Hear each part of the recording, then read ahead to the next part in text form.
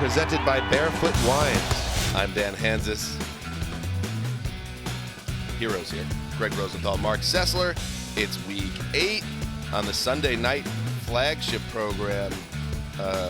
This past Sunday, we went through and tried to figure out who the good teams are.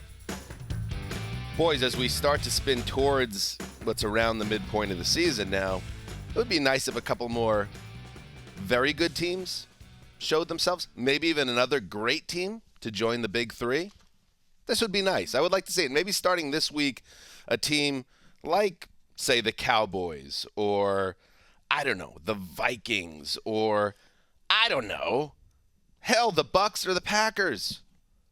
Do something. Get us excited. Don't hold your breath. If anything, some of the teams you named, I think, are going to head in the other direction. A team like the Packers, a team like the Bucs. It's like I'm a couple bad appearances away with those teams from essentially saying float off. But parity, and everyone says they want parity until they get like the ultimate parity season, and then everyone is complaining about it. And We're the super teams, right, like when I was growing up over here now. That's a New York guy complaining Which I about get. he should be happy about. But the thing about parity is all of these teams that are stuck in the middle and continue to disappoint, they won't be out of it. Because, like, in the NFC, 8 wins will get you into the playoffs. In the Southern divisions, like, 8 wins might win you the division. So this thing will just be drawn out. This is another win. This is another win for Gregg. Keep the people alive. It's another win for Gregg because in years past, when I would say I don't believe in a Vikings team that's going to even win 9 games and get into the wild card round and get waxed, now that 9-win team has a viable chance to probably get out of the NFC. And I find that highly annoying to me as a fan.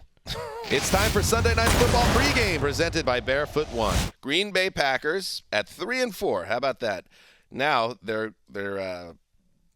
gift for that slow start is to go to Orchard Park to face the Bills, who, in addition to being the best team in football, in my opinion, and that of many others, are coming off a bye. So they're nice and healthy and rested.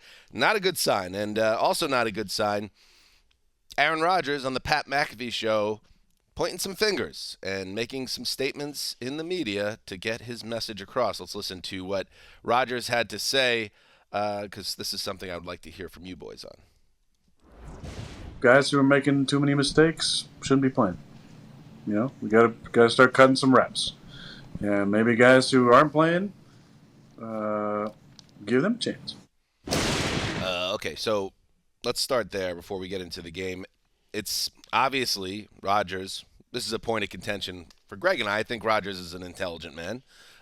There's nothing that he's doing. This is not accidental that he's saying it on the show. He knows it becomes a huge story. He could have the same exact conversation privately with the coaching staff, and he probably did.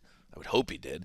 But just the idea that he felt the need to make this statement, I don't know, it kind of shows a little bit mark of a schism here where Rodgers sometimes feels like he's a kind of above the team a little bit, and he believes that he's able to say these things with no fear of retribution. I'm with you with what you just said in that I have no problem at all with Aaron Rodgers feeling this way, wanting the team to use its roster this way. You don't need to go. You go tell the team. You tell most of the people he's pointing to, I think, are younger wide receivers, younger players who he doesn't feel in sync with. Why are we calling them out on public television? Why not? Why is this not a team thing? You're circling the drain here as the Green Bay Packers. You've got a lot to work on. Handle it in-house. That's my approach. That's a great someone point. asked him that question on Wednesday. What, like who he was referring to? He's saying, he was asked, is it good leadership to bring this public when you could be doing it privately? What did he say? He said, I did it privately. And he said, I don't think it should be a problem for any of these guys to hear criticism. And then he said, people in this society have a hard time hearing truth sometimes, which is an ironic statement from Aaron Rodgers based on all of the things he said during the pandemic. If anybody prefaces a sentence with people in society, it's like, oh, no. Yeah, you know where you're going. Oh, God. So there we go. So there's the drama around the Packers, and you get it. I believe he had also said, I don't know if it was Rodgers who pointed out or someone else connected to the staff, that internally it was his highest graded game of the season. That's what bothers me. Right. And that more, obviously, and it's not hard to connect the dots here, this is not Aaron Rodgers' fault. This is the fault of the rest of his team and the front office decision makers and perhaps his coaching staff, but it's not on Aaron. So that's the backdrop of this 3-4 team going up to Buffalo, Greggy, against the Bills team that's looking to make statement after statement that no one is their equal. This could get ugly in prime time. I think it is more likely to get ugly than it is for Aaron Rodgers' pep talk after last week's game, that this maybe is exactly what we need, going to Buffalo against this great team and being a big underdog and no one believing us, because that implies like we're going to try harder. So a 2-game losing streak to the 2 New York teams didn't make you try harder in Washington. I don't buy that. And the problem I have with his style of leadership is the lack of accountability. He used the words that other things need to improve in significant ways and that he needs to play a tick better. He literally was separating how other areas of the team need to improve a lot. And when someone said, well, what about you? And he said, well, I need to play a tick better. And that was a week ago after the second straight loss. This week he's talking about how well he's grading. Meanwhile, he's openly criticizing his head coach, Matt LaFleur, for putting negative energy into the atmosphere. And that's not the manifestation that he wants. It's thinking like a loser. And I don't know, man. This team just doesn't look like a good team. They're a bad defense, and Bakhtiari, by the way, is going to be an injury that Matt LaFleur says they'll be dealing with the rest of the season, which makes me think he might not be playing in this game. I wrote the same thing in my notes, Greg. Aaron Rodgers accountability. Oh, Greg, Marc has notes. Oh, cool. We're all looking at notes. Little Rodgers We accountability. wrote Greg and I on the same party line on that front. Hey, how do you feel about that? We're How do you teaming feel up about over that, here. Tim? It's like the kissing How do you cousins. feel about that? Yeah, just take the kiss to the next level while you're at it. What are you staring at on your computer screen? Go ahead. I don't like the matchup at all for Green Bay, no matter what Aaron Rodgers said, because I think we focus so much on Josh Allen and the Bills' offense, which is could have a field day against this Green Bay defense. But secondly, it's their defense, which is what makes them so complete and special as well. They have. I think league-wide, you pair their offense and their defense, there's no one that can touch them. They're holding quarterbacks to a 71 rating. 3 sacks a game. I don't like the situation at all for Aaron Rodgers, the quarterback, and how he'll play against a defense that I think could dominate them. They're so discombobulated, so disorganized, and Aaron Rodgers can be frustrated, but technically they're not making it happen on offense at all. They're not trying to throw it deep, which I think this is a tough matchup for. He only had 1 completion over 10-plus air yards last week against a team in Washington that gives up a ton of big plays. Barely any attempts, and then you think about that versus a Buffalo defense that's known for not giving up big plays, known for getting after the quarterback. I think he's getting rid of the ball too quickly to avoid hits, more than Brady even. Last week I thought Brady was hanging in there trying to make plays at least, and Rodgers hasn't been willing to. The Packers 23rd in scoring entering this game. Nobody would have predicted that. And the desert has Buffalo laying 11.5 points of wood. That's crazy. Never happened before for Aaron Rodgers. I mean, there's no way. That's got to be by far the biggest spread he's ever done. They have injury situations too with Bakhtiari, Elton Jenkins, and Allen Lazard. So those are key players for them to watch. Why are they barely using Aaron Jones? Hey, don't get me started on that. And this week, it's a strange offense. This week might be the toughest matchup Aaron Jones has all season because Matt Milano, to me, is kind of the versatile, speedy running back killer right now. Milano making a push for All-Pro, and that's the matchup. And for the record, yes, it was the QB coach of the Packers is Tom Clements, and it was Aaron Rodgers himself who let the media know that it was his highest graded game. So not good. Monday Night Football. Love it. Cincinnati Bengals at Cleveland Browns. Nice little Ohio off here. Just shook get Sunday off now? I think. Because he's just Mr. Ohio on this show. He's been reassigned. Yeah, he's our AFC North consigliere. But, here's Cincinnati, and their offense, again, showed that it is putting it together now. The Falcons besieged by injuries in that game, but whatever. Like, this is seeing any team right now in 2022 starting to separate themselves from the competition and flex their muscles. When I talk about it, I'd like to see some great teams or teams that we acknowledges good become great. Cincinnati's one of those teams, and they should take care of business against the Browns team that is really fading now as we head towards their bye after this game. So the amount of throwing, Gregg, that we're seeing from Cincinnati, I love it. And you've been very vocal in your criticism of Zach Taylor. But I like when a coach just leans into their strengths. They've spread out their offense. They're taking advantage that they have 3 big-time receivers. Joe Burrow operates almost exclusively in shotgun, and they are just shredding opponents the last couple of weeks. I love it. I don't know if it's more about the opponent or more about the Bengals, but there haven't been many offenses that can beat up on bad defenses. The Saints have given up more big plays than any team in the NFL over the last month, and that's who they went after. Last week, it was against the 32nd ranked pass defense in terms of the Falcons missing their top 2 corners, who I would argue is their best 2 players. But I love that Taylor is willing to lean into that, and I think they're going to be a pass first team. And maybe we don't find out this week because they play another one of the worst pass defenses in the league, but who cares? Like I said, like that's what good teams do. And this, I don't just pencil this in for the Bengals. It's in Cleveland. They've lost 4 straight against Stefanski. So there's something going on with that matchup here. And they're 0-2 in the division this year, the Bengals. So if they went to 0-3, it would be problematic. I like the Bengals in this game, but I don't just pencil it in for them. I think this Browns defense is different and lesser than the Browns defenses that Joe Burrow has faced in the past. I just think you talked about the Saints and their knack for giving up big plays. The Browns are 30th in the league in giving up big plays. So you're right. It's hard. This isn't a litmus test for whether or not the Bengals are back.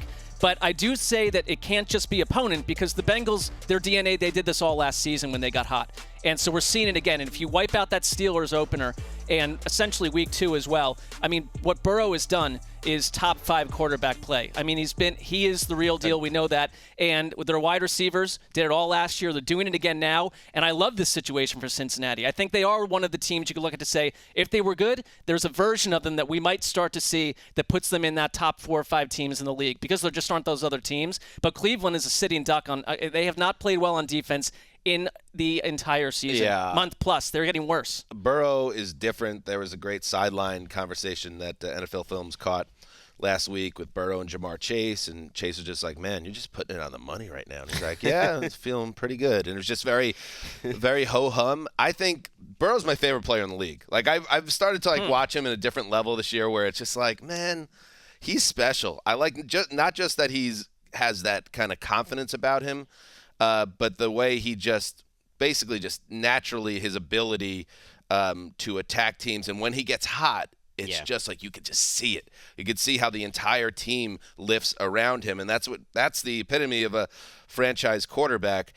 So good on you, Bengals fans. That's the guy everybody wants, and you got him. So just keep him healthy, and you got another 12, 15 years. Let's hear from the Wessling brothers from the west side of Cincinnati. Oh, I think I know what they're going to do. Because we have ourselves a lock of the week. Hey, heroes. Last week, you sent me a message saying, hey, be a little more concise and take an easier game. Don't take all these hard games. Don't take 3-point favorites, 3-point underdogs. We told them be that. like Gregg We never and take said the that. 6.5-point favorite every week. Hey, Gregg, how's that mirror looking? No reflection? That's what I thought. First place. The Wessling family, we don't hang onions. We hang pumpkins. And that's why Monday night, Halloween, we're going up to Cleveland, and the Bengals go trick-or-treating all night long. Lock it up. There it is. That's why you got to watch us on NFL Network or on YouTube to see the slow, sexy unzipping of the Or vest. the NFL channel on Thursday night, 6:30 p.m. Pacific, 9:30 p.m. Eastern. Yeah, I didn't hear anything. I just got some interference in my ear. Yeah, something was missing. There it is. What's that? Oh, we have a new airing time on Thursdays for the streaming channel. Beautiful. NFL Fast channel. What a channel it is. Very nice. That was the best Nick Wessling appearance of the season so far. Yeah, not just because Except he made the Bengals winning this game sound like it was like an act of courage. Well, you have your own personal issues with Nick now because of the way he came at you there. But I thought it was straight to the point. It had a nice pumpkin, so you had the Halloween motif. Very and topical. I love the lock. Yeah. And I thought about it myself. I didn't go down that road. But that feels good. That feels good. All right, London. Curious, by the way, if the Browns lose this game, if they start selling some pieces at 2-6. And maybe their defensive coordinator as well will be sold. And, do I have to say it again? If you want to hang in that game, try to have the ball for 38 or 40 minutes of game time and give it to one of the best running backs on the planet a lot. And if you're not going to use Kareem Hunt, trade him. Well, we suggested that on our trade show. Trade his ass. Right. By the way, did you just claim Joe Burrow as your guy? Because you said he's your favorite player in the league. If he's my favorite guy. You can't have Joe Burrow as a guy. But if he's my favorite player, then he's he's my guy. Let me write this down. I don't like that at all. Because my guy. Aren't we trying to? I'm not at all. It's only you guys doing this. But Matt Milano, was he accounted for? Is that official? You can't have Matt Milano as a guy. I've talked about Milano for years. He was Wes's guy. You can't go take. Wait a second. You can't take Matt Milano as a guy. Well, he's giving Matt Milano safe. You can't have a superstar as a guy. You cannot have Joe Burrow as a guy. 2 out of 3. I say Matt Milano could be your guy. Sure, I'll take it. All right, so carries. Little carries. Just a bit. Personal foul, roughing the Sessler. It's just a bit, and I accept that that's what it is. Around the NFL is brought to you by Verizon, the network America relies on.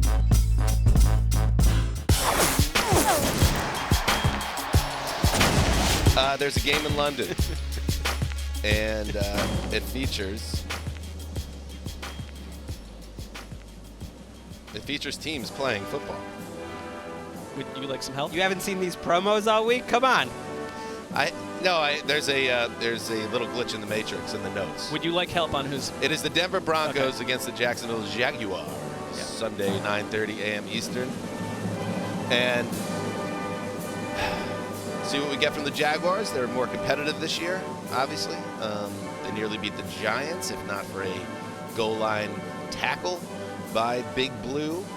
But the story around this game has been Russell Wilson and Russell Wilson's availability. He missed the loss to the Jets with what's been labeled as a hamstring tear of some kind. Here he was explaining to the media. Last week he explained that he's a Wolverine, and that explained his ability to heal quickly. And then this week he explained what he was doing on the long flight over the pond. I don't really get jet lag too often. I don't really. I've traveled enough to get kind of get my system down. But yeah, for me, I was on the plane. First 2 hours, I was about 8 hours flight here. The first 2 hours, I was watching the film, watching all the cut-ups and everything else. And then for the next 4 hours, I was doing treatment on the plane. I was walking up and down the aisles. Everybody was knocked out. I was doing high knees and working on my legs and everything else, making sure I'm ready to rock. So that was good. And then the last 2 hours, the last hour of that, I fell asleep for 1 hour, and I watched the film the rest. So. Yeah, and he is practicing on a limited basis this week. Right. So there he goes. There's a lot of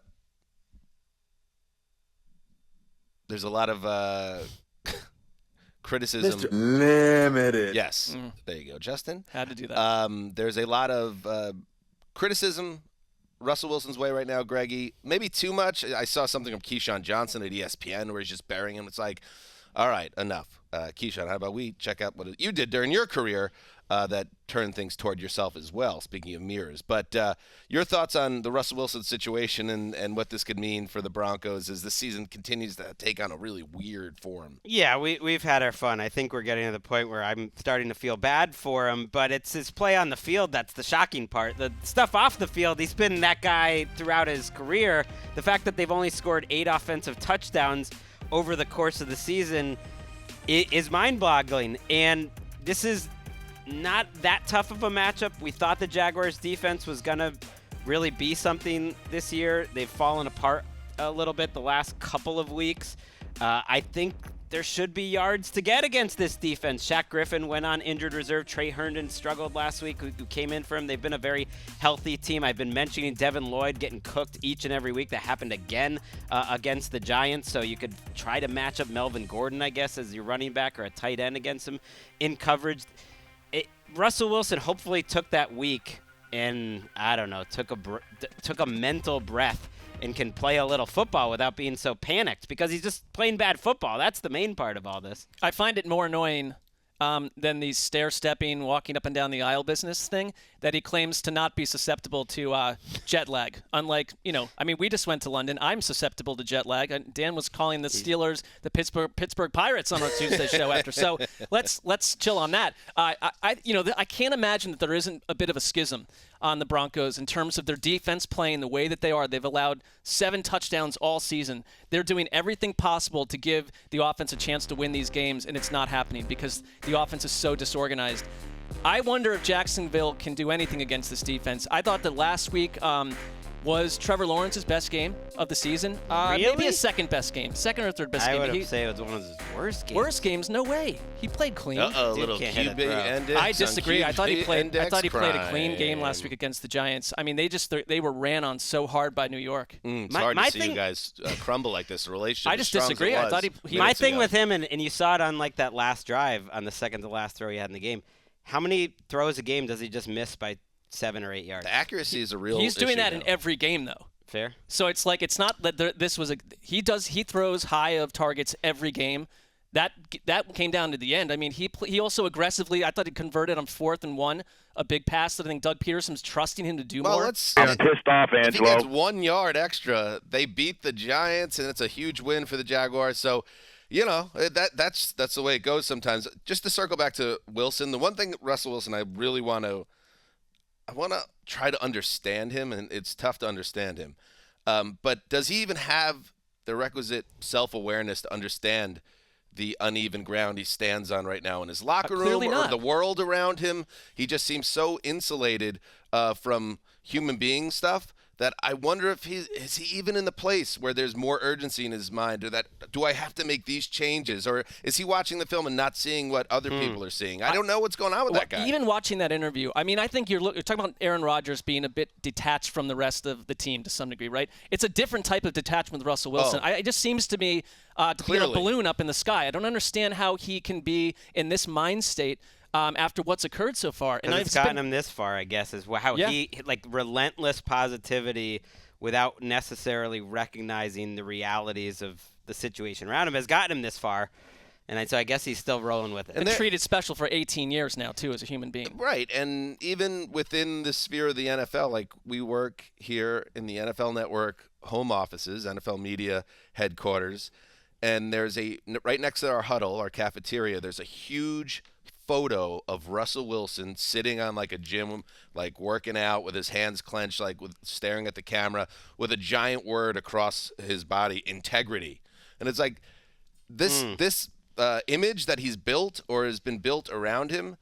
It's almost like now that the play isn't backing it up, everything feels so out of whack and strange. And yeah, you wonder if the side eyes in that Denver locker room are going on hyperdrive, especially when they see him. It's not even close to the level of Aaron Rodgers. I want to make that clear too. Like, I hated what Rodgers did this week with his teammates and the way he kind of separated himself. Russell Wilson doesn't do any of that. Completely different. But for the most part, he's not harming anyone, which is why now it feels like it's too much. What he does do is, in an effort to show that he's Wolverine, he'll say things like, I'm high-stepping through the plane while everyone else is sleeping. And I don't even think he has the awareness that he's throwing people under the bus by that comment. Whereas Rodgers, he knows exactly what he's doing. Right. There's a lack of precision with Wilson on that comment. Also, I want to apologize to Marc. We're QB Index brothers here. Maybe I was being speaking a little of Aaron harsh. Rodgers under the bus. I think I've reached this point of frustration with Lawrence that I'm watching this game, and I'm just like, I just want more. And I feel like he's been put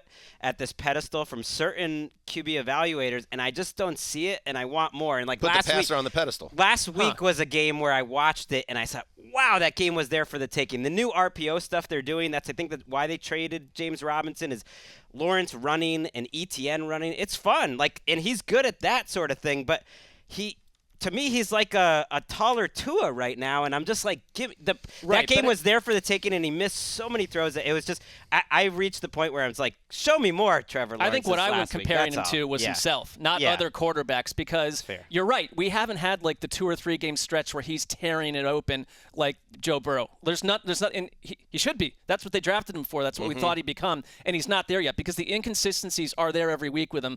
It would be great if he did something against the Broncos defense. Can I just, as someone on the outside of the QB Index universe, sure, unsolicited advice, like we were saying with Aaron Rodgers, Greggy, it's okay to have that feeling and to share that criticism behind closed doors. Okay. And you could have had that conversation with Marc, but to say it on the podcast undermines what Marc's trying to do to establish himself on the QB Index beat. I mean, I would rather.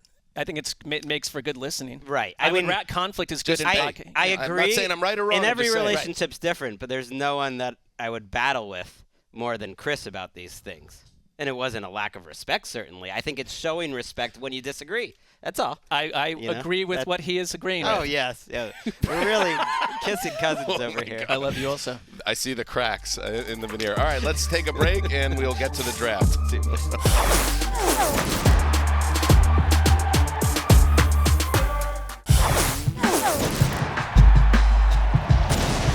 All right. Let's get to the draft.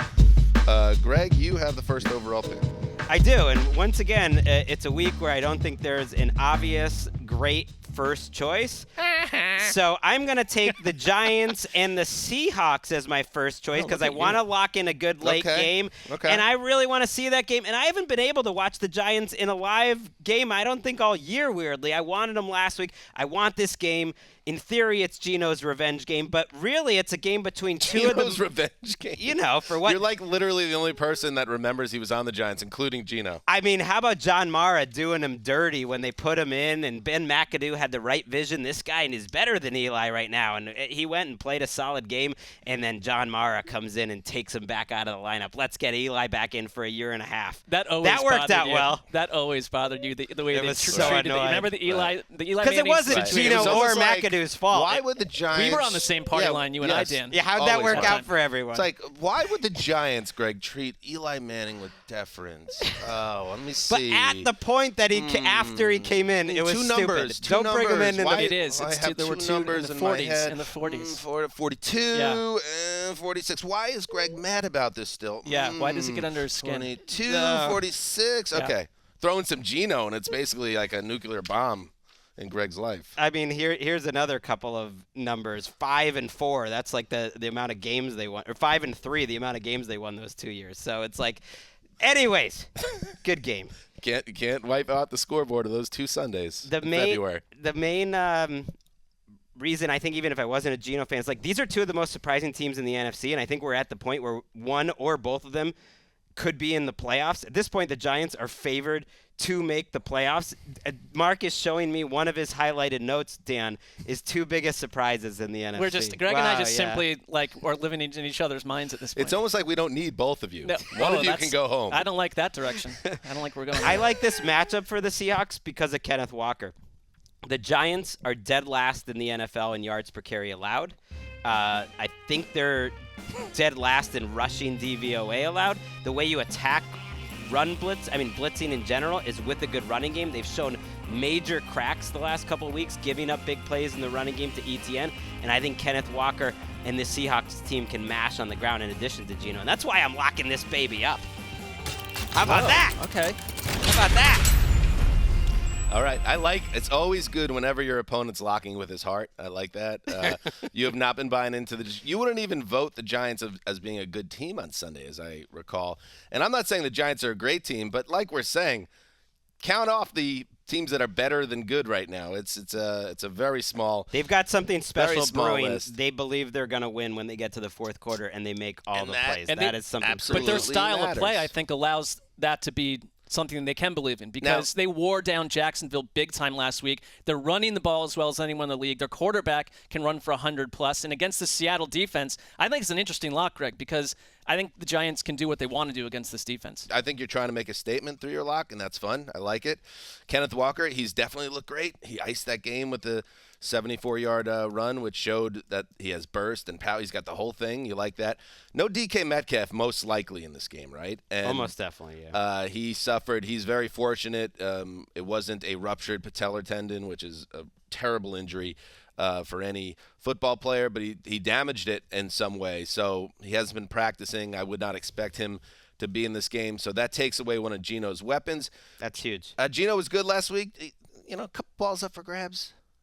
Greggy, sure. I wonder, He still makes a that's couple. That's that Eli comp I gave you early in the year. Yeah. I really think there's something to it. He'll make a couple throws every game where it's like, I completely believe in the Geno thing right now. I mean, he's just making some incredible throws. I mean, this is his throw is he's having a great season. But he is not also above throwing the ball up for grabs, and he's right now been living a charmed year in some ways. I just wonder if he comes down to earth a little bit in this game against Wink Martindale, who might have something cooked up for Geno to frazzle him a little bit, because he deserves the benefit of the doubt, because who's getting more out of their team than Wink Martindale right now on that defense? How about Shane Waldron on the other side? Okay. Well, last 2 weeks. I'm just saying.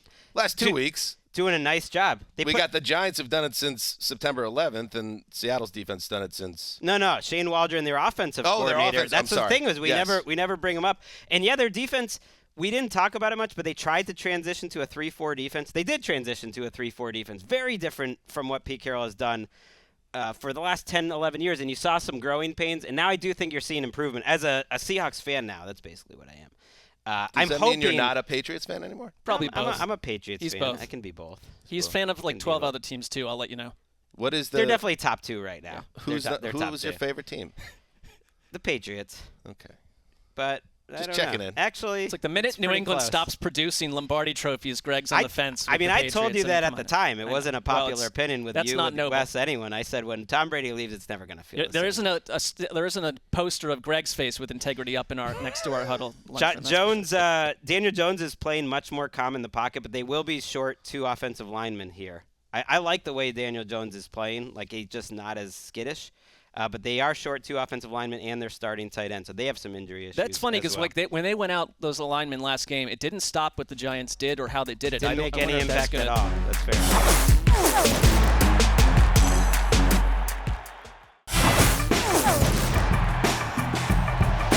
All right, let's move to the second pick. It would be Marc Sessler. Well, this is easy for me. And I'm glad it's still sitting here. I didn't think it would be. But I'm going to take Niners at Rams. It's time for Battles 1 presented by the United States Marine Corps. And I think we kind of just assumed that the Rams are going to fix the problems. I'm not so sure about that one, because I think their issues obviously are along the offensive line. You now have Joe Noteboom out of the mix. It does sound like Brian Allen, the center, will be back, which is big for Matthew Stafford, because when they faced the Niners last time, that's when they lost him. And you're dealing with Matthew Stafford and a center he had never played with, even in practice. And Stafford having to call protections at the line. That game turned so chaotic.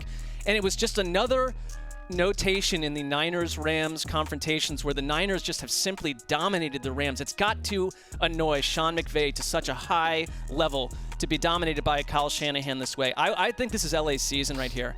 If you lose this thing, I do, because I know I understand they're in a bad division. They're 3-3, but I understand they're in a bad division, but if you get dominated by the Niners again, I wonder if it changes their complexion on who they might trade for, trade deadline-wise, or who they might give away, and what they do. I get that you're still alive, but I would have a tough time believing in a Rams team that cannot get past this team.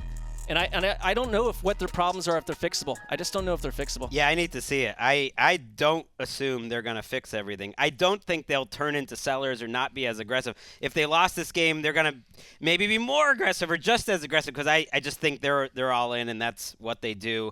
And it wouldn't surprise me to see them pick up a receiver. Maybe Brandon Cooks, when Mike Garafolo threw that out on Tuesday's show, that like old teams still like him. I'm like, okay, that's specific. And that's about right now. I know they're it limited. Could be Brandon Cooks and the Rams. Yeah, they're limited sense. in terms of their assets, draft assets, because they've traded so much in recent years. But they'll find a way, and they will add somebody. That's what this Rams regime is all about. And they see that the NFC West has been hugely disappointing, themselves included. The division's there, which means there's a path. Even if you don't get the bye this year, there's a path to a home game.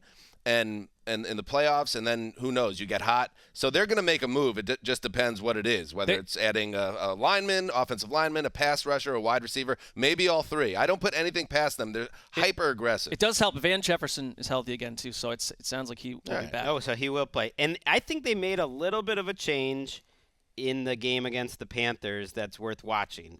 Stafford was 10 for 10 under center in that game for 142 yards and a touchdown. The second half of that game, I thought, was the best half their offense had all year. And under center, is more the old school Rams. It's the Jared Goff Rams. Play action, simplify things, make it a little easier on the quarterback and maybe on the offensive line as well. And he played well in that scenario because one thing we've been hesitant to do on this show is criticize Stafford too much because of the situation. But he has one of the worst grades on PFF, one of the worst numbers from any metrics when he has a clean pocket.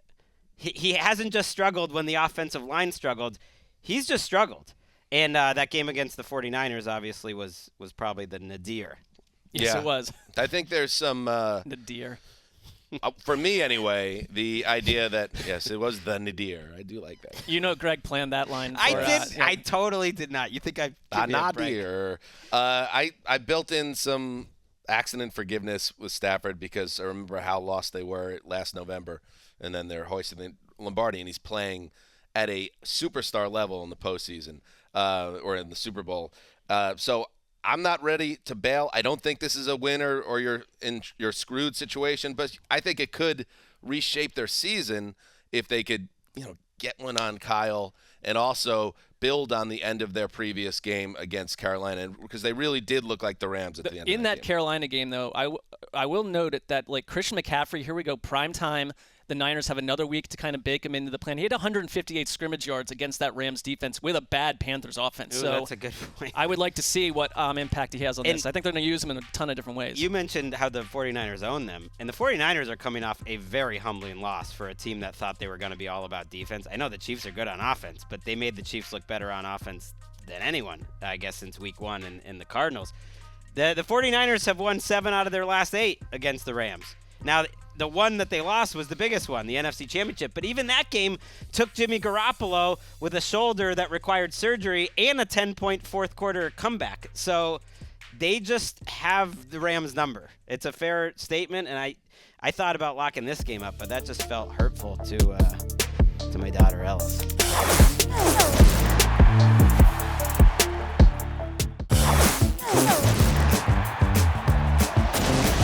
It's the old Zeusers pick, and I will go with the Arizona Cardinals traveling to Minneapolis to face the Minnesota Vikings. How dare you? Ooh, always feels good to hurt your friends in this exercise.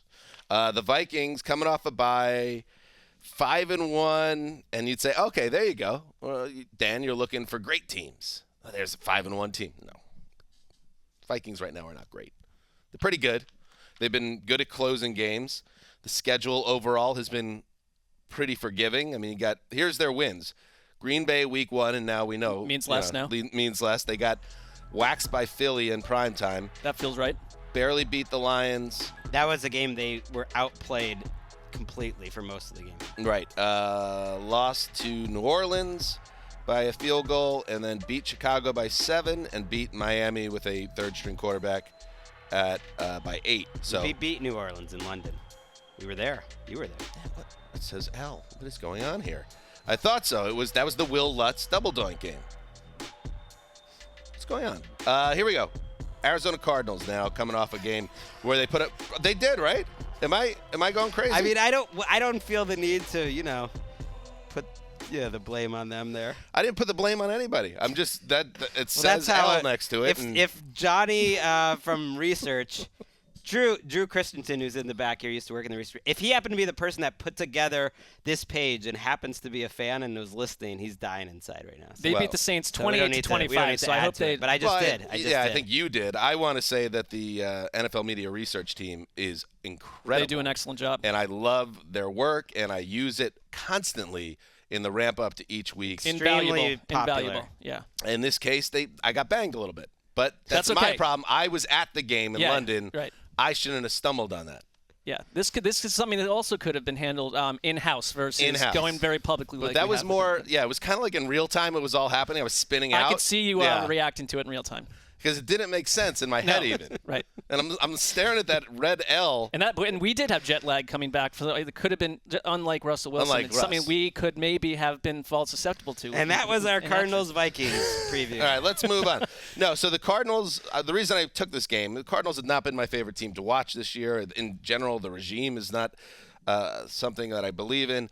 And yet, the Thursday night game was interesting to me because you had them scoring points. You had them getting 2 big defensive plays to change that game against Andy Dalton and the Saints. And then I also liked in the second half, after those 2 pick sixes at the end of the second quarter changed the game, the way that every time the Saints showed signs of life, the Arizona offense said, no, let's chill out. This game's over. It was over then, and it's still over.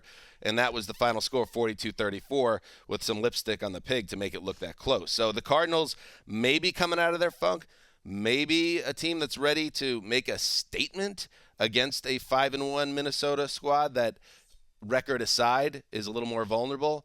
I like this setup. And I put a lot on Cliff and Kyler to seize on this moment, to kind of get their season really on track if they can get this win. But they've let us down many times in the past when we thought they were in a good spot to make a big statement. They also have a couple of offensive line injuries that are very concerning. Rodney Hudson's been out. We know they lost Justin Pugh. I noticed Beachum was out of practice. That makes me worried, but I think they're making up for it with the design runs for Kyler Murray. It is funny that Kyler Murray told the broadcast crew 2 weeks ago, I think I'm going to start running again.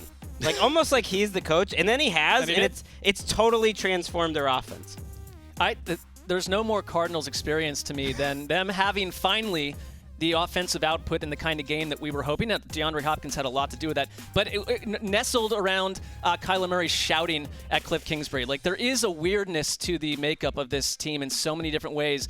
That said, I think that the DeAndre Hopkins thing is a week-to-week gain for them. I think that the way they used him all over the place last week, and if you get Robbie Anderson up to speed here, and at some point you get Hollywood Brown back and Rondale Moore, I kind of just like the weapons around Kyler Murray more than the one thing is, and I don't like to do this too much, but if you look at their schedule down the stretch, they played the easier part of their schedule. It is brutal. They're going to have to be about as organized as possible. Yeah, I don't love them in this spot. I trust the Vikings more. You're right about DeAndre moving around, like the next gen stats route charts kings, like Josh Norris, who loves sending those out. Notice how they were using them a lot more creatively. I was trying to figure out, how are the Vikings 5-1? Just like did a little deep dive at all their different numbers. They won 5 games and lost 1. And I did find something interesting. Every single bit of their profile, passing, rushing, no matter what analytics it is, all screams average, middle of the pack, except for one thing. They are number 1 in the league in field position when they get the ball, and number 1 in the league in opponent's field position when the opponent gets the ball. So they're like the 85 Bears in field position. Get your tickets Sunday. If you're 85 Bears in field position and you have Justin Jefferson, right, in this landscape, it's going to lead to a lot of W's. And to that point, Mark, you said, and this isn't coming at you on your analysis, which is well studied, as we know. I've heard this passed around with different teams this week, like, oh, this team has the hardest schedule as the season. Oh, this team has the easiest schedule. It's like all these teams are basically the same. So I look at the Cardinals schedule, and it's like, after this week, Seattle, okay. At Rams, all right. Home against San Francisco, okay. The Chargers, okay. Well, like, I think a bye, then Seattle the Patriots. and 49ers is not. No, I'm not saying they're all in the middle but it's stew. not I like, agree. It's not a gauntlet. There is no NFL season that's like what I'm that saying. now. Right, but That's what I'm saying. I think the Cardinals, to me, are where I can see it with the Niners. I can see it with Seattle. I have no idea what the Cardinals are going to be week to week. I think their defense has gotten better and better. That's probably what they can hang their hats on. Upward trajectory. The fact that they are 3-4 is a good thing, because they have been pretty bad for most of the year. And if they could find a way to clean some things up, again, in a very huge middle class of the NFL, that will get them back to the playoffs.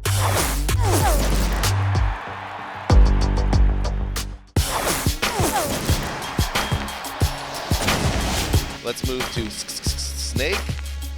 Oh, it really, the AFC East was run by the Patriots for so long, boys. And, we were talking about Monday night. Did you watch the game on Monday? Yes, Bill, I definitely did. We all did. On Monday night, the Chicago Bears were up 33-14 inside the 5-yard line with a chance to get a 40-burger. And you had both Manning brothers on the Manningcast saying, do it, do it, do it. And it made me think back to last year when the Jets had a rookie quarterback go out of a game with an injury to his knee, and it was a young Jets team, not very talent-rich and certainly no experience. And the Patriots ran up the score on the Jets, 54-13 in that game at Foxborough. And after the game, the Jets players are unhappy about it. Richard Seymour, in some fakakta Patriots celebration at halftime, called the Jets, this is a perfect time for the celebration. The Jets are our homecoming game. And that's why people like Peyton Manning are saying run up the score on the Patriots. And that's why the Jets should remember what happened last year when they faced New England. Because for the first time, even though the Jets now, 8 games in a row, have been underdogs in Vegas every week, they're again an underdog in this game. I'm not saying the Jets are going to be in position to do what the Bears did last week because, I don't know, that was kind of a weird little funky game. And I don't expect New England to give effort and performance that bad again. But the Jets have such a great opportunity here, even with the injuries, which everyone knows that listens to the show, and I was in some mourning, the timing of it, and I was upset about how the Breece Hall injury and Vera Tucker kind of, to me, lowers their ceiling. I still think they absolutely can make another huge statement internally in their building in terms of moving forward into a new era by beating the Patriots at home. I think it will be very disappointing if they don't find a way. They do need Marc. They do need Zach Wilson to play better, and that's the one thing that I'm holding my breath on because they need him now, especially now you lose a superstar potential type guy in Breece Hall the way he was starting to come into form.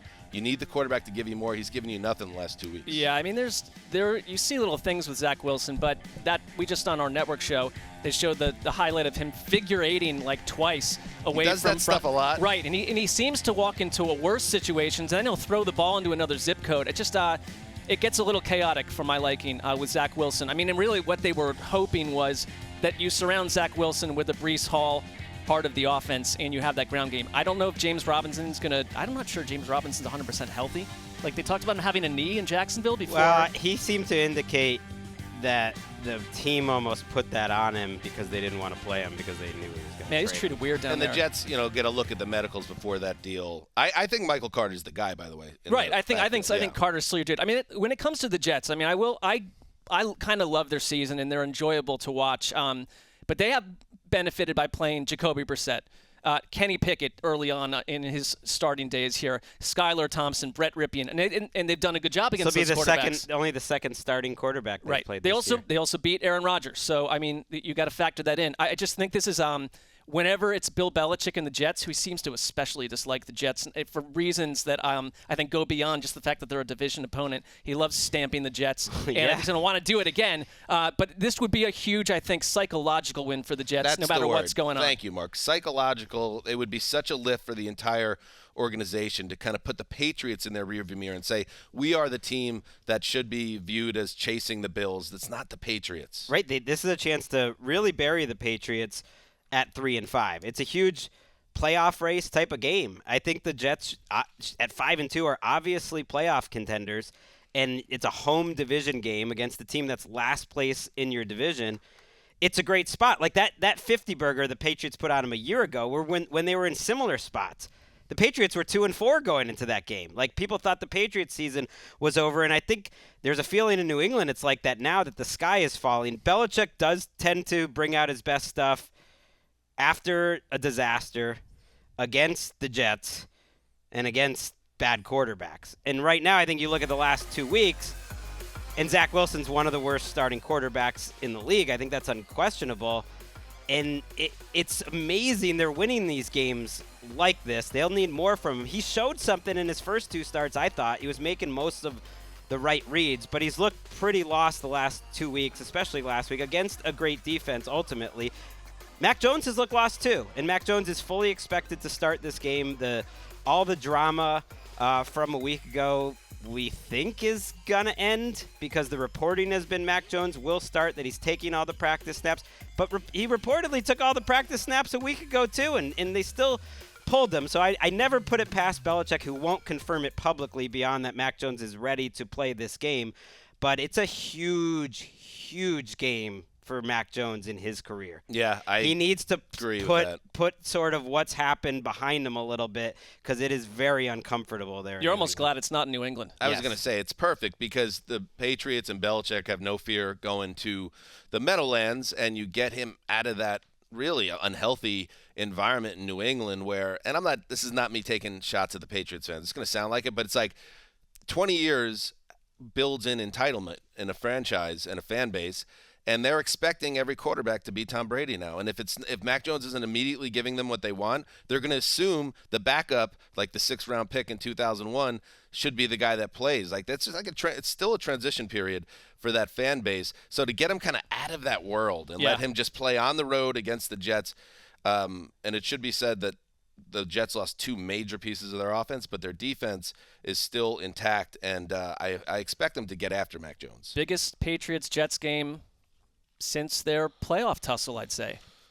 Well, the Jets have been for pretty for Jets terrible. fans, maybe. Yes. For Jets fans. No, everyone else years. forgets the Fitzmagic year, and it's okay. understandable, All but right. they had a big game. You're right. There, I too. disregard that season as fraudulent, but maybe I'm wrong. I think on the that Jets will get after, and Mac Jones has not looked comfortable under pressure this year. He hasn't looked like the same quarterback. They're running a lot of vertical routes for him. Don't you think they kind of used different plays with Zappe than for him too? It's strange, and their best player on offense might be center David Andrews, who really runs all those protections, and he suffered a concussion. Yeah. Mark, it's back to you. All right, I'm going to go Steelers at Eagles. First of all, I never buy into this battle for Pennsylvania business. I don't understand it. I don't think that they. I bought into the battle for Ohio. Well, they're division for Monday opponents. Night. I don't think that the Eagles and Steelers fans walk around for the next 3 years kidding. talking about this. I don't buy into the other one either. Yeah, just the way they sell some of these games. I understand. I get it. I mean, I'll play ball with it. You don't even have to. I'm not. You don't have to reference I'm refusing to. Yeah, you just ignore it. I'm refusing to buy into it. But you kind of have by bringing it up. You're right. I've fallen for my own tricks. Eagles, I think, are just so interesting to watch and so complete. They just traded for Robert Quinn. That's such the most Eagles thing ever. I mean, there's no weakness on this team that I can point to. Howie, I'm bored. I mean, that's a big move. It is a big move. I'm kind of surprised after that Monday night game. Something new in my life. I'm not in the headlines. Nobody's talking about me. I need to get back in it. Colleen literally predicted that as Howie Roseman.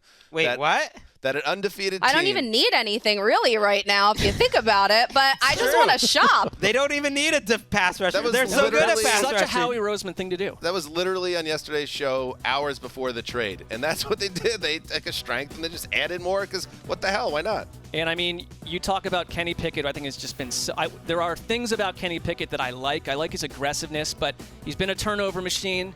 It's sort of a function of their offense a little bit, but you're going to deal with Darius Slay, with James Bradbury, who we talked about how they terrorized Kirk Cousins in that one Vikings loss. I mean, there's just not a weakness on this Eagles team. I think, if anything, Nick Sirianni has almost gone under the radar as a coach that deserves a lot more credit because it was a year ago when their offense wasn't working out.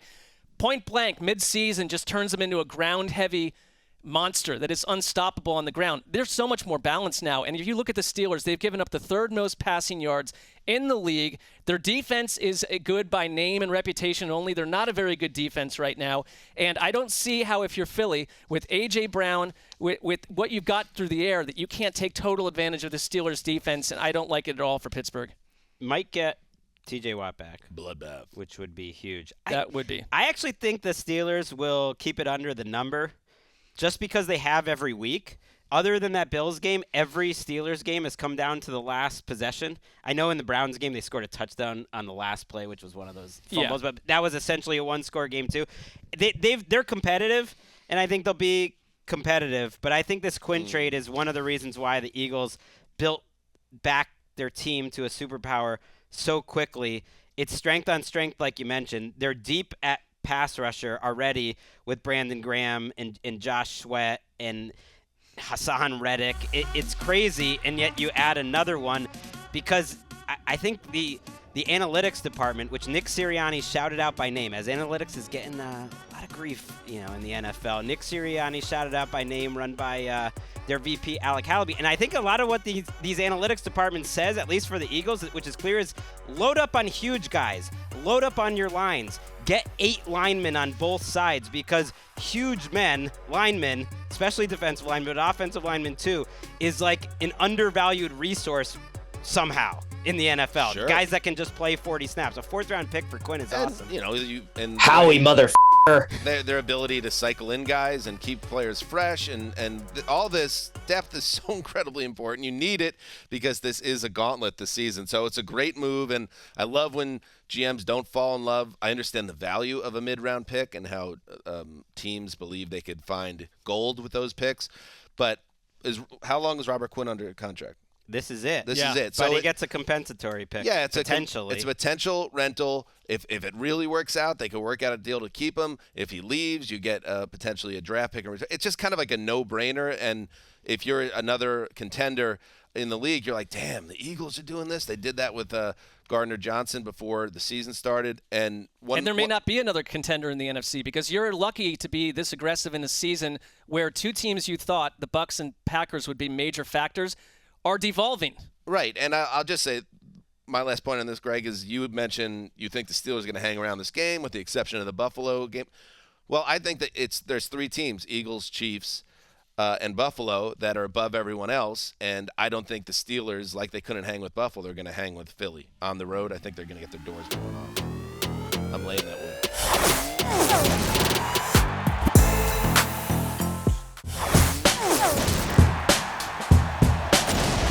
The worst draft ever to have the first overall pick. It truly is. But we say that every week. No, it is. The fact that I'm taking Raiders Saints as my next pick. Woof. I just am thinking which teams have I watched live. It is a big game for both of these teams. I think they're both a little better than their records. Any hope that these teams have, it's not a bad game. You win? No, it's not. Like but I like it too. That's why I'm taking it. But they're combined. Their records are 4-9. So it's like that's sort of where we are with the NFL. That's a good game. Sure. Party town versus party town. Oh, along those lines, this blew my mind. This stat, Greggy. There's only one game in Week 8 with two teams with a winning record. And it's the freaking Giants and the Seahawks. My number one overall pick. That was also true a week ago, I think. So, okay, that makes more sense. But just think about it. If somebody would have told you that back in the summer, by Week 8, there's only one game with two winning teams, and it's the Giants and Seahawks. This has been a weird, funky, freaky season. For these two teams, I think especially. The Raiders are arguably one of the best offenses in the league. I mean, they've scored 33 a game the last three. They're running the ball fantastic. I think Derek Carr's making great decisions, and they're going up against a bad defense. You got to call the Saints that at this point.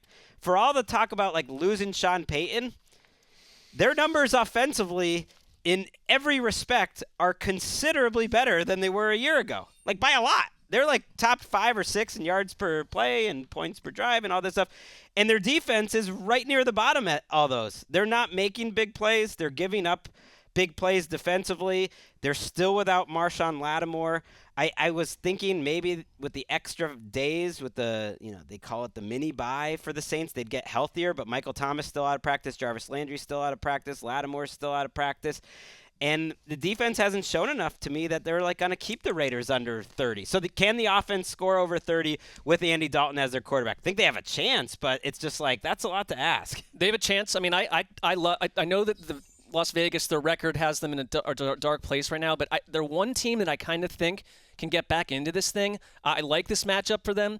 The Saints have the 31st scoring defense. They have the most giveaways in the NFL on offense, and they were run on by Eno Benjamin a week ago against Arizona. Josh Jacobs has 441 yards and 6 touchdowns in the last 3 weeks. Derek Carr is in a better situation with the way they're playing right now on a run-heavy offense. He's thrown 1 interception since week 2. That's the issue when Derek Carr was throwing picks in that week 1 game, but just in general, when you get that with Derek Carr, you're killing chances. But he's making throws, and they are able to their line had like 9 combinations. Is he going to do what No, I'm not going to do it because I would. Is he going to do what they think we're going to do? No, it's just way too strange of a matchup to lock either one without being called a psycho. So I'm not going to do that. But I think that the team I believe in more is the Raiders to get back into it in the AFC and be a factor down the stretch. I already flipped my pick for this game. I picked the Saints initially. Just felt like they're going to get back in this spot. What's your daughter say about that? And then I looked at that injury report and I was too freaked out. Dennis Allen.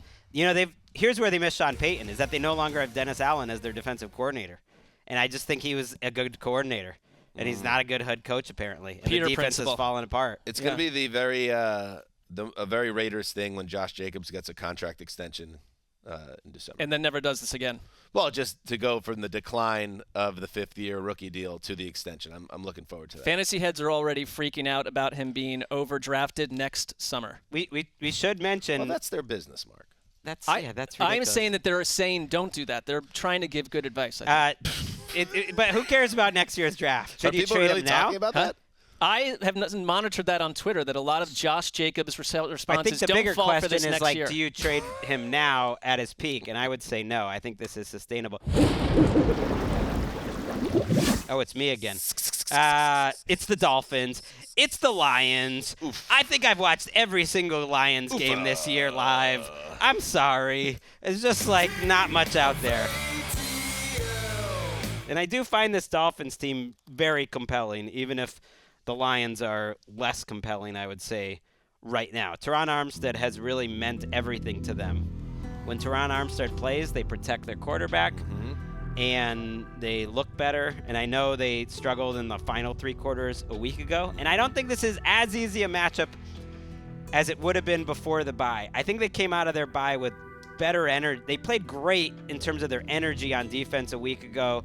It wasn't on them. They were flying around. Hutchinson had his best game. Josh Paschal, who was a second-round pick, returned from IR, played great. Okudah played great. And so I don't just hand this to the Dolphins. I don't think they're going to put up 35. I think those days, at least against the Lions, might be over. I wouldn't hand it to the Dolphins either. I mean, if starting with Miami's secondary, which is real banged up. You lost Brandon Jones a week ago at safety. Xavier Howard, I don't think has looked like himself for much of the year. Byron Jones, Nick Needham banged up. So you can pass. I mean, we've seen I think maybe the early part of the season with Detroit's offense was a bit of a aberration. I'm not sure that's really who they are on a week. But they get DeAndre Swift back. That would matter a lot. Looks like it. He's practicing. He practiced last week too, and did not play. So I'm assuming we do get him back, and I think that's sort of the beating heart of their offense. So that's good for Detroit. Anybody absolutely hate Tua's game against the Steelers? He had 4 turnover-worthy. He's so lucky in some of these games. He doesn't have 3 picks. He really is. They're the Jimmy G comparisons. I think it was our guest Steve Palazzolo who I heard make it first early. There's a lot of Jimmy G to him. And I know it's the same offense, but there's a lot of Jimmy G. And he certainly deserves some rope here because of the layoff and obviously the nature of the injury. And I know I've mentioned this before, but I just got to do it again because I know that statistically certain players, it all makes sense. Like, oh, this is working. The Miami offense is working. But you take out the week 2 fourth quarter, and these are their points by week. 20, 21, 15, 17, 16, 16. There's some defensive scores in there, too. Yeah, there's a couple in there.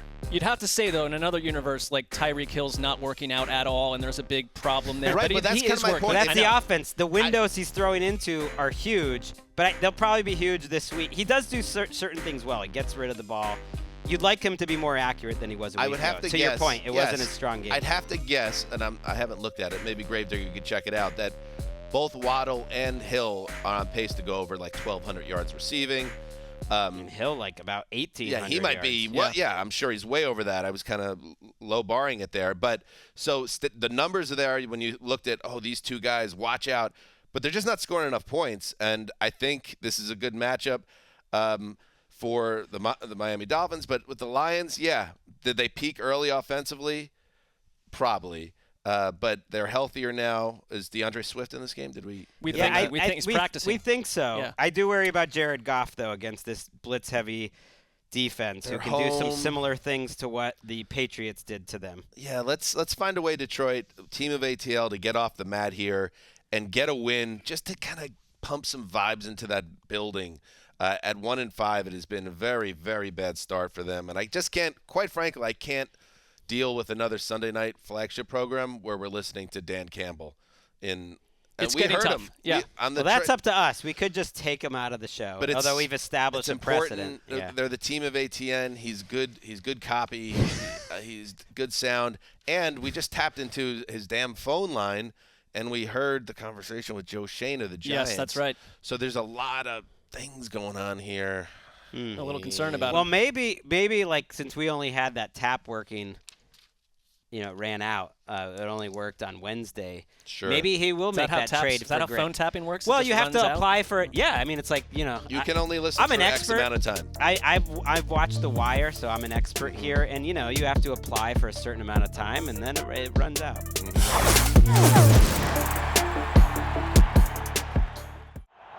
Get your game day started Sunday at 9 a.m. Eastern with NFL Game Day Morning. Aaron Rodgers said a trip to Buffalo may be the best thing for the struggling Packers. Kurt Warner's film study may say otherwise. It's Rodgers versus Allen in Warner's Corner. Michael Irvin, remind me, who did you pick to win MVP before the season started? We like that! We like that! This week, Michael sits down with his preseason MVP pick, Kirk Cousins. And it's almost November, and the Eagles are dancing on their own as the only undefeated team left in the NFL. Booch explains how the Steelers could end the streak. Plus, it's our annual trick-or-treat segment. Kurt, how are the costumes looking? They're great! Thank you! All that and much more Sunday at 9 a.m. Eastern. I was going to do a snake, but Greg, that was your pick, so we're up to Marc Sessler. All right, I'm going to go Panthers at Falcons. There's not a lot to pick from at this point, but I do find, obviously, what happened with P.J. Walker a week ago makes the Panthers more compelling visually to me. Falcons, I think the Falcons have the 32nd ranked pass defense. So maybe P.J. Walker, who made some absolutely beautiful throws a week ago, the touchdown to DJ Moore, the touchdown to Tommy Tremble, I think that can happen again. They're showing faith in him. He's out. Look at how many guys come in, like a P.J. Walker, and suddenly outshine the first overall pick in Baker Mayfield. Sam Darnold's not seeing the field. Let's see if you can do it against Atlanta's last-ranked pass defense, who gave up 483 yards a week ago to Joe Burrow. And how do they respond on offense? This is what bothers me a little bit with the Falcons, because they're not built to get in. If you don't have the lead, what Atlanta wants to do does not work on offense. They had Mariota throw 13 passes a week ago when they had given up a ton of points out of the gate. He threw 14 the week before. They just don't trust him through the air, and you got to be able to you got to be even and run the ball if you're Atlanta. Otherwise, you're in hot water. I said it on the Sunday show. They were trailed by double digits for 50 game minutes of that game, and he still finished with 13 passes. Yeah. And so there's this thing going on, because you have Kyle Pitts and Drake London, the last top 10 picks in the last 2 years, and then you have the way that Arthur Smith's choosing to run the offense, and there's a disconnect there. And I wonder what it's all about. By the way, shout out to all my fellow Kyle Pitts fantasy owners out there. This is the last stand. We've waited and we've waited. If they don't put up some points and he doesn't get some targets against the Panthers, we need to move and find something else. Go get Tyler Higbee or something off the waiver wire. A little fantasy nug for you. But I'm just curious, Greggy, why do we treat Marcus Mariota as if he's Tim Tebow or Cordell Stewart? Like, they're not. I know he's not a gifted passer of the football, but he's treated as if, do not, under any circumstance, let this thing turn into a passing offense. It's crazy. Last week in that game, they were running on first down the whole time they were trying to come back. The Patriots did it too with Bailey Zappi. But I think that's telling that Bailey Zappi and Mariota are getting treated the same. Right. Honestly, it was kind of insane. They weren't playing hurry up. They continued to run the ball. I worry about this matchup for Atlanta because, as I mentioned a week ago, the Falcons lost A.J. Terrell, who's their best player. Doesn't sound like he's going to play. Casey Hayward's now on IR. I would say maybe their second best player, along with Grady Jarrett, of course, up front. But they're two best in the secondary, certainly. And that we talked about the Panthers were going to be mentioned kind of last, and they were this dead team. They win this game, and the Bucs lose on Thursday night, which maybe's already happened if you listen to this. They're in first place. So they are in this season if they win this game. And just beating the Bucs and Panthers and being 3-0 in the division, because remember they beat the Saints earlier too? Yep. I mean, they're in this thing. You're alive. I don't think they're could be a good team, but they could be a 7-10 team that ties to win this division. They are a classic berserker down the stretch if they play the way they play. They could be that weird Panthers Cam Newton team. Remember that? Where they went 7-10? Am I crazy? Or they had a terrible start under Rivera. Then they came surging back. 7-9. They've changed the game. There is more. It really this messes is the me up. Second season with the 17-game schedule, really polarizing, but more football. I did like People seeing like the Steve Wilkes locker room thing. I mean, they celebrated that thing like they won the Super Bowl, and it's been a down season. So Good for Steve Wilks. Yeah. The entire organization. I'm just saying it's been so miserable Yeah. that you couldn't have this moment of pure joy. Maybe it carries over. Maybe not.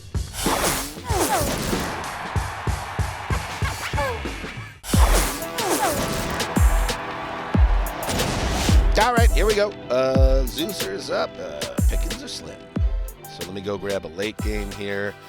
I don't want to watch the Commanders and Sam Ehlinger. So let's go with your Tennessee Titans at the Houston Texans. That's available, correct? That is available. It is. You would be stealing it potentially from Graver. I like that. Make him, watch the Colts. Justin and I have a nice working arrangement, and we will tag team this game. Cool. I'd also be happy to watch Hook'em Sam Ehlinger's first NFL start. Yeah, that's what I mean. We might need a fourth pair of eyes there. That's wonderful. All right, so let me take care of this game. The Tennessee Titans, 4-2, travel to Houston to face the Texans. And yes, we have Davis Mills coming off. Let me start with something positive here.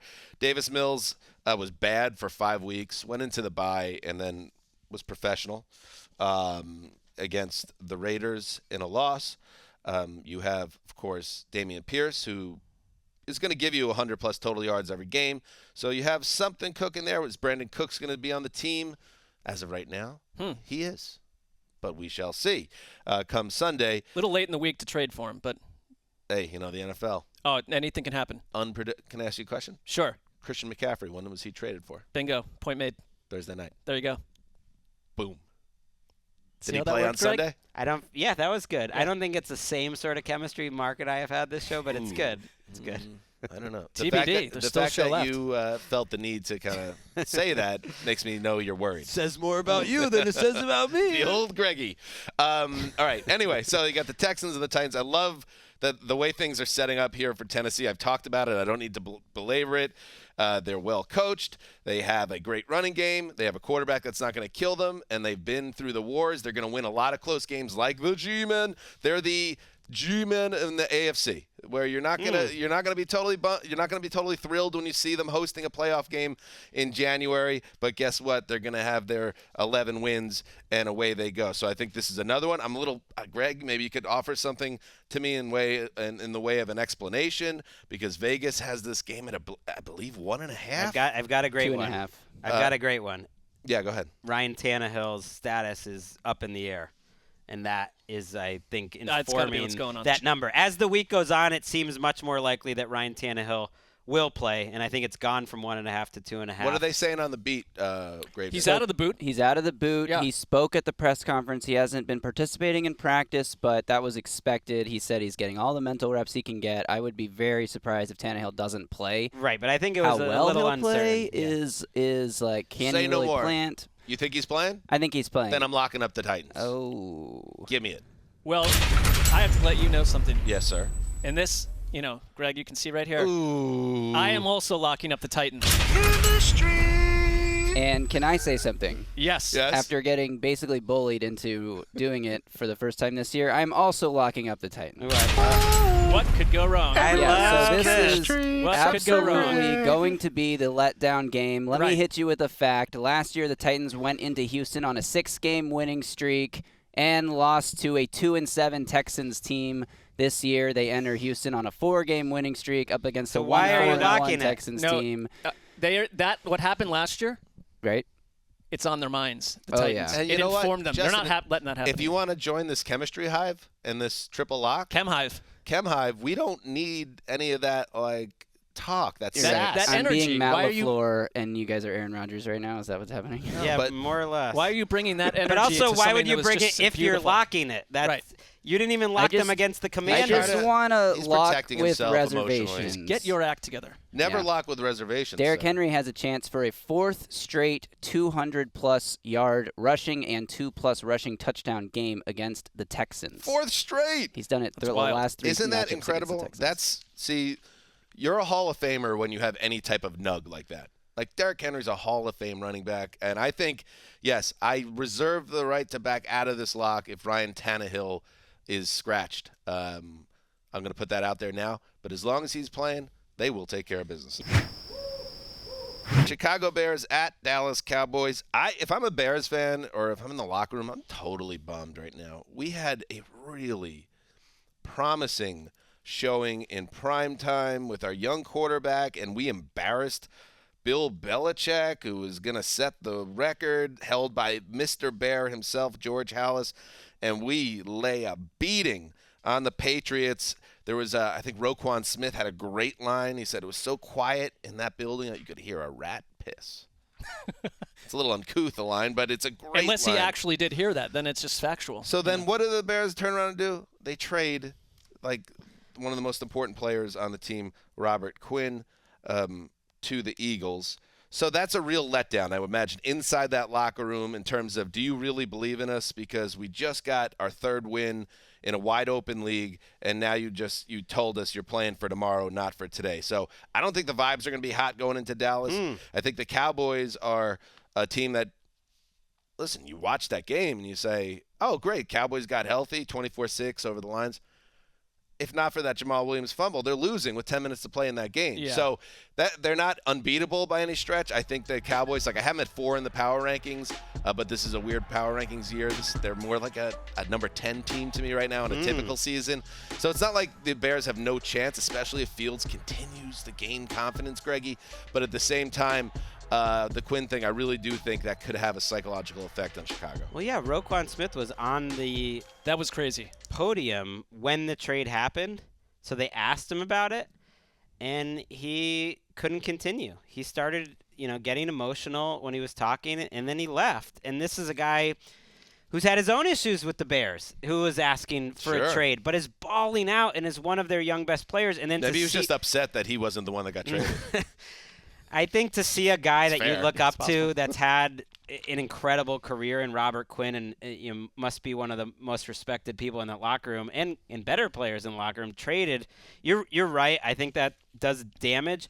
That said, their defense has played better each and every week. Their passing game, even though it's not great, has played better in each of the last 3 weeks. I think has been their best 3 passing game week. Their running game has been good all along. That game on Monday night made me think the Bears have a shot to be frisky. Maybe they are frisky. Maybe they got to frisky with that. Isn't Show that why me it's again annoying, this week. though, why they made that trade? Because that was right the moment where you're like, wait a second, all right, Bears. And I think it's a tough matchup because their offensive line has gotten by so far, but they have another injury there, another couple injuries there, and you're playing the Cowboys. So this might not be the week for it, but we'll see. I'm curious. I think it's tough for Matt Eberflus, too, to lose Robert Quinn. I mean, it's just sort of a weird move because I came out of that Monday night game also thinking, like, in this NFC, if Chicago can rebrand themselves on offense the way they have over the last month, and if you're going to get Justin Fields improving as a passer the way he has the last 3 weeks, you've got something here because he's so dangerous and hard to – he's the kind of quarterback because of what he can do on the ground that defensive coordinators go nuts trying to figure out how to stop him. And it's not just him. It's Khalil Herbert. It's Montgomery. Like, it's such a punishing ground game that when you have that, you can do anything, I think. It's just, for me, they have – right, also, you look at their defense, third-ranked pass defense right now. Last week, Prescott – 18 for 19 on shorter throws, under 15 yards. 1 through 6 on 15-plus yards through the air. I think that Dak, like Mike McCarthy, Zaddy said, that he got better as the game went along, and he did. But it wasn't some sort of like, oh, wow, we've got this version of Dak Prescott right now that takes the Cowboys totally over the top. That's okay. It's okay, but we just haven't seen that yet. Yeah. I to me think that this is a game for the Bears where they do have a chance, and you got to get over the Robert Quinn stuff because if what they are is what they did against Bill Belichick and the Patriots a week ago, the rest of this season is about the most promising stretch that Bears fans have experienced in a very long time. If that's who they are, if Justin Fields keeps getting better. Fields is, no right. Zeke this week. It looks like.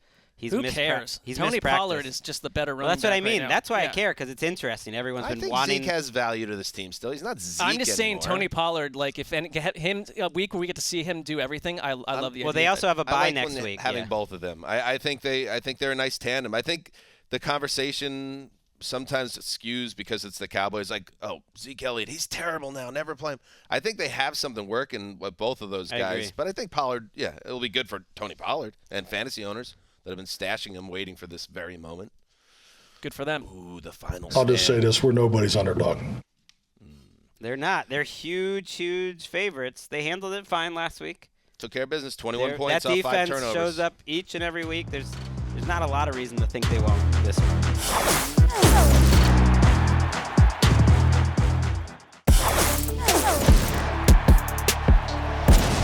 All right, Mark, the last game falls to you, but we're going to get some help from the grave digger, Commanders at Colts. All right.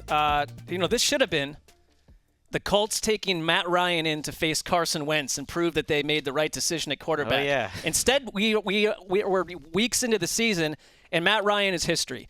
And in comes Sam Ehlinger, which I just think was essentially a move about Matt Ryan's guaranteed money. I think it was a move about Jim Irsay wanting to just change things up, the owner. Ehlinger gives you mobility. I guess that's what they keep saying. I mean, he did rush for 33 touchdowns in 4 seasons at Texas. So he does have that. And I guess, the age of Matt Ryan, the Stone Age pony who cannot move in the pocket, getting destroyed, was too tough on the eyes for the Colts to deal with. I kind of think that I believe more in the Commanders at this point than I do in the Colts, because if the Colts want to be what they were last year when they overcame their terrible start, it starts with Jonathan Taylor. They're 30th in rushing right now. And I know he's been out of the lineup. Hines has been out of the lineup, but I'm not sure that's the team they are right now. That said, one of these, like when you cannot pass protect, if you want to turn into a run-blocking line and try to just unleash Jonathan Taylor with Ehlinger at quarterback, I like your chances better than what was going on before. And get him on the move, get him outside the pocket. Yeah. Let's hear from Matt Ryan, who, like the rest of us, was shocked by his benching. I mean, individually and personally disappointed. As a player, as a competitor, you want to be out there. You want to go. And so it's part of the deal in this league. You've got to produce and you've got to go out there and play. And frustrated that we weren't able to do that in the first 7 games. But, you move forward. Life in this league is week to week. You have Sam. The production has to be there. So obviously disappointed personally, but here for the team. We have Matt Ryan. A lot of ambient noise there. Spilling his guts to the reporters about essentially potentially the end of his career, and then a spirited game of ping pong going on behind him with the other Colts players. It's just funny. But I just want to say, to that point, I read a really good article in The Ringer. Ben Solak wrote it. The headline was "The Simple Math Behind the Colts' Decision to Turn to Sam Ehlinger." Ehlinger. And it was, he wrote about, which something was very interesting and made sense, like how what's going on with the league right now, more and more positive stress is being put on, hey, we need a quarterback to save plays. And if a play breaks down in the passing game, somebody that could turn a 7-yard sack loss into a 20-yard rush. The scrambling of a quarterback has never been more effective, and guys like Matt Ryan, or even Carson Wentz to a certain extent before him, or Phillip Rivers before him, or Jacoby Brissett before him in Indy, those guys are dead when the pass rush gets there. Ehlinger gives them a chance to do some different things, and I think that is one of the reasons as well why they made this decision. He won this job in August. Not that they expected Matt Ryan to play the way he did, but we talked that the preseason matters only so much for young quarterbacks, but it's mattering when you put your proof of concept as a player, as a second-year player, on paper. He had a 55-yard rushing touchdown in the preseason where he made a couple guys miss. He threw a bunch of touchdowns. He was accurate. He was not like get rid of the ball quickly guy.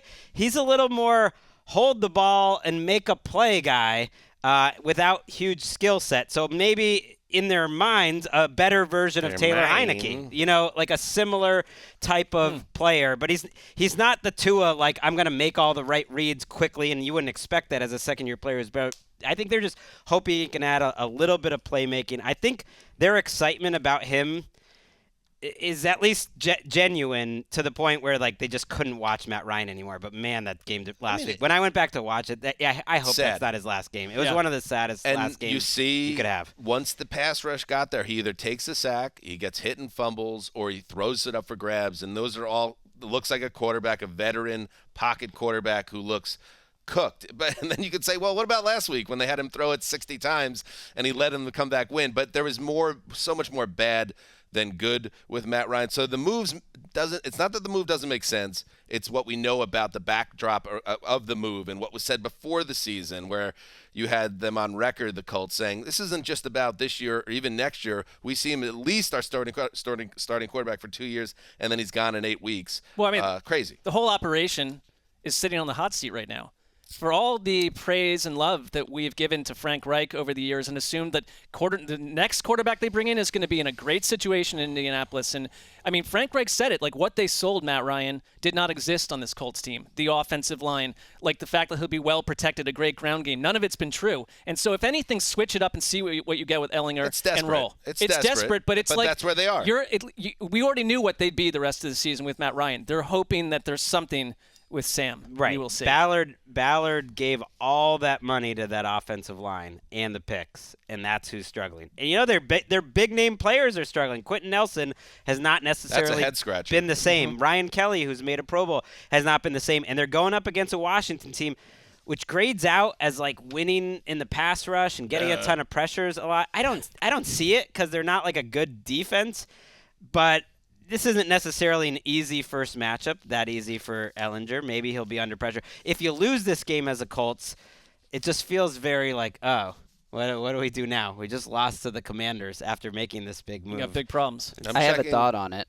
Yes. I think this is one of those, we don't have a quarterback of the future. If Sam plays well, he could be our guy. If he plays poorly, we're going to get a high draft pick and be in the mix for C.J. Stroud, Bryce Young, or whoever. Also known as like Davis Mills Part 2. And that's the way an owner thinks. It's not necessarily how, a head coach thinks, and that supports the theories of how involved Irsay was. Yeah. I'm looking at the Week 8 announcer assignments, and under this game it says Bert and Ernie, Hanzus, Rosenthal, and Sessler. Oh, that's cool. That's good. We would be great. So I guess we're just backups. No, it's actually Brandon Gaudin. Gaudin? You come to us with these pronunciation checks sometimes, and Greg and I are mystified. We got Ellinger. Yeah, Robert Smith and Jen Hale on the call. They do a great job. Love Jen Hale. I think she still does sidelines for the Pelicans, who I've adopted as one of my NBA teams. So, watching some local Pelicans. Pels looking Are you good. just loyal to basketball, ultimately? Is that what it is? All right. Before we say goodbye, let's check in. Football is completely different than basketball. There it is. Bingo. Let's check in on the lock of the week standings. Zeuser and Rosenthal at 5-2. And then we have the Gravedigger at 4-3. The West Brothers at 3-4. Well, you know what? And then in tiny little lettering at the bottom, Sessler's involved too. That's good to know. I'll get my revenge. Marc at 4-3. Clowns. I always return. I love that you. I mean, it's just an absurd bit. You still One of get 12 mad about absurd it. bits. I'm not mad. I just find it to be. It's obviously we're going to do this. Well, like every if you week were now. in first place, they couldn't do that. But since yeah, they could. They'll find some for way. the audio I will be listener- annoyed by first place soon enough. What was that, Marc? Ooh. I'm not that annoyed by it. Oh, well, that's good. But for the audio listeners, I think it is disrespectful that you were not in the main grouping there. You absolutely should be with the rest of us. No, I think it was disrespect, and I'll figure out through my own investigations, my own wiretapping, who behind the glass is responsible for this, and they will be punished. This is the bad news for you. The guy probably responsible is like 6'7", and he wears a wool cap and never smiles. So good luck with that. You take him out at the knees. 6'7". What? Stop. Good luck with that. I also like that the three of you guys, Gravedigger, Sessler, and Hanzus, all on the same team. I mean, the analytics would say this is a great week for me. That's what you would want, is your teammates to all Yeah, but you had on. a terrible lock. So yeah, your we're lock feeling feels good about very it. shaky. The analytics say that we're in good position there as well. Well, that's your opinion, and I don't share it. Yeah. All right. Heed the call.